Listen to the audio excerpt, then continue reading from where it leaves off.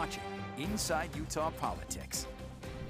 We turn now to the legislative session through the eyes of the ACLU of Utah. For more on that, we turn to Brittany Nystrom. She is the executive director of the organization. Brittany, welcome back to the show. Glad to have you with us. Thank you for having me. I'd like to get your take on the session so far. What are your thoughts? Well, to be honest, a lot of the priority bills for us have not yet been fully heard, so it feels a little incomplete. But we did have one setback. I'm not going to sugarcoat it. It was really hard for us to see the effort to reform the death penalty not make it out of committee. We are hopeful that some of our additional priorities will fare better this session. There's been some good movement on some criminal reform bills, and we're always happy to see that. I'm glad you brought that up because I want to dig into that a little bit more. A few years ago, we saw that pass in the Republican-dominated Senate, and it didn't go anywhere in the House, even though at the time the Speaker, Greg Hughes, said he was open to have the conversation. It still didn't come up in the House. What is it that's holding it back? Because it does have pretty big support from the Republican side of things. That's a great question, and honestly, I think it has huge support in both chambers. What's holding it back seems like maybe just political will. It's an issue that we thought was going to make it over the finish line this year. The sponsor of the bill, Lowry Snow, is just an amazing politician and really masterfully ran this bill, but it just didn't have the political wind perhaps behind it. Mm-hmm.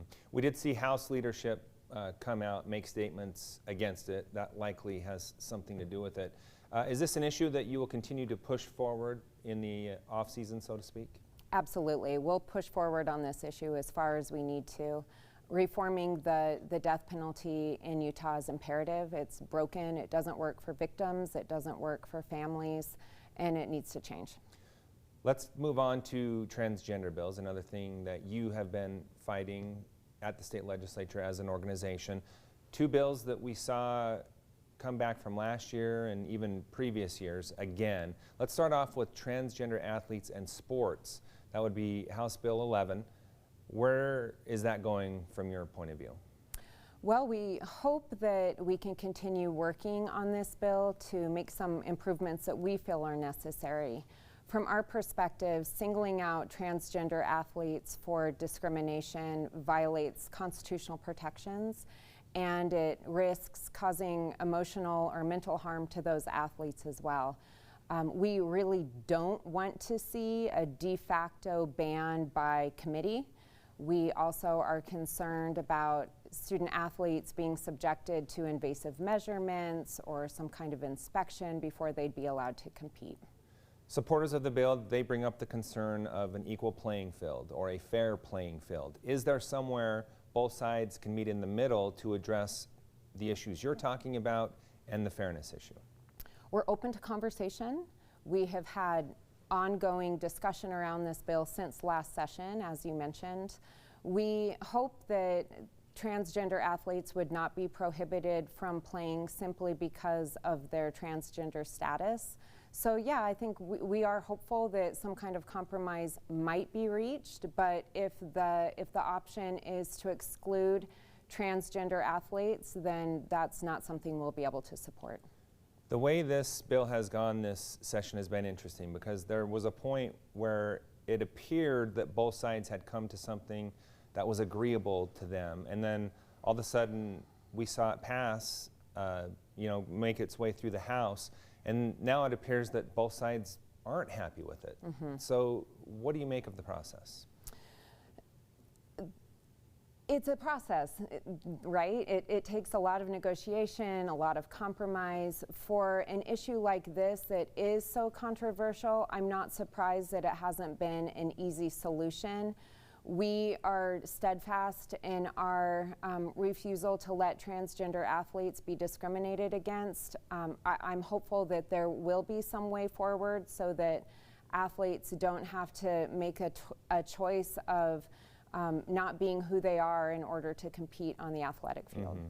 Let's move on to House Bill 127. We see some form of this pop up every year, it seems, for the last little while. It essentially bans certain medical transition practices. Talk about where you stand on this bill. We are strongly opposed to this bill. We feel that it is a big government overreach. It's an intrusion into the patient-family-doctor relationship.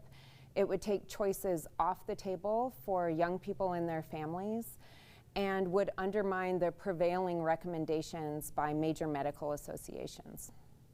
And support, is there anywhere in the middle on this one? The sponsor this year was saying, well, maybe we can give on hormone treatment and stick with the medical ban. Any middle ground there? It's a tough one. This kind of medical care, if not offered, can be life-threatening. We see that contribute to higher rates of suicide, self-harm, social isolation. So trying to compromise on a bill that does feel so invasive is a difficult one.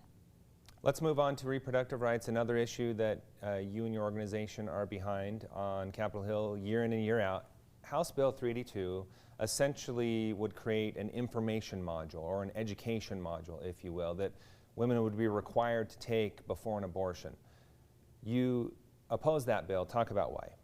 So there already is an information module that is required before accessing an abortion, and we feel that this is just one more unnecessary restriction to accessing abortion care in Utah.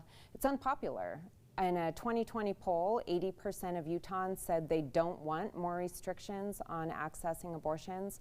We saw almost the exact bill fail in committee last year, so it doesn't seem to have a lot of support on Capitol Hill either. It's also unusual this year in that the U.S. Supreme Court is expected to come down with an important abortion decision in June, so the timing just feels a little questionable. Right. Where do you see this going with the Supreme Court coming out? Because Utah is one of the states that has a law already in place that would be triggered off of a potential decision from the Supreme Court. Correct, and that has us wondering as well. Why are we rushing to erect more restrictions now before we see what the Supreme Court is going to do this summer? Okay. Any insight on how you think they might come out in their decision? It's hard to know. It's a big guessing game. Everyone's parsing all of the oral arguments that happened earlier. We're obviously hoping that the constitutional right for a woman to access an abortion is upheld. Let's move on to voting. We see a number of voting bills come up this year, a lot based off of the last election and some of the perception that had come up from the president and others on the election. But a number of bills that you're standing against. Overall, how are you looking at election bills at the Capitol this year? I'm glad you used that word perception, because that's what seems to be driving a lot of the efforts to modify Utah's election system.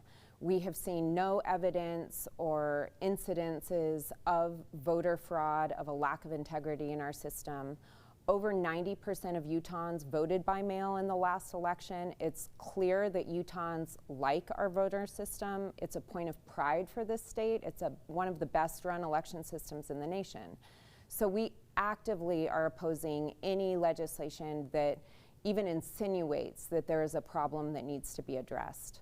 There is one piece of legislation that would standardize the process to verify signatures on a ballot. We are in support of standardizing that process, of ensuring that individuals with a disability or with a signature that might vary year to year maintain their access to vote.